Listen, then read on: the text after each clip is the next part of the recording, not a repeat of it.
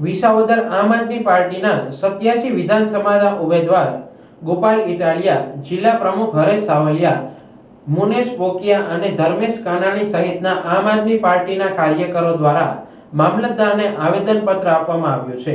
ટૂંક સમયમાં ચોમાસાની સત્તાવાર શરૂઆત થવાની છે ત્યારે ખેડૂતોને વાવેતર સમયે ખાતરની જરૂરિયાત રહેતી હોય છે, પરંતુ જરૂરી ખાતરનો જથ્થો ડેપોમાં ઉપલબ્ધ ન હોય ત્યારે ખાતરની અછત થતી હોય છે અને ખેડૂતોને મુશ્કેલી ભોગવવી પડતી હોય છે। જે મુશ્કેલી ન પડે તે માટે વિસાવદર આમ આદમી પાર્ટી દ્વારા મામલતદારને આવેદનપત્ર આપવામાં આવ્યું છે।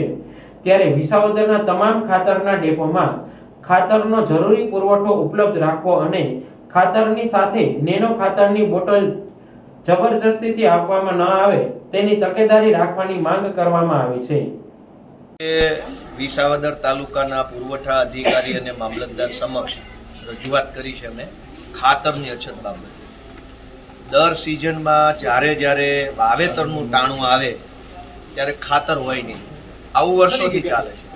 આજે અમે મામલતદાર અને પુરવઠા અધિકારીને રજૂઆત કરી છે કે ખેડૂતોને વાવેતરનો સમય આવી ગયો છે, ચોમાસું વરસાદ થશે, ખૂબ મોટી સંખ્યામાં વાવેતર થશે।